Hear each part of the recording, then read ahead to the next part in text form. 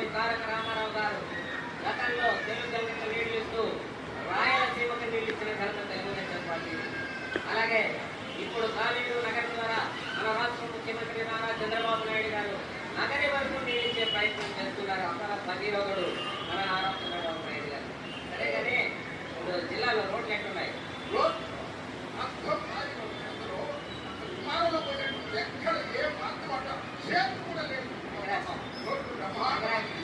అంతకుముందు ఎట్లున్నాయి?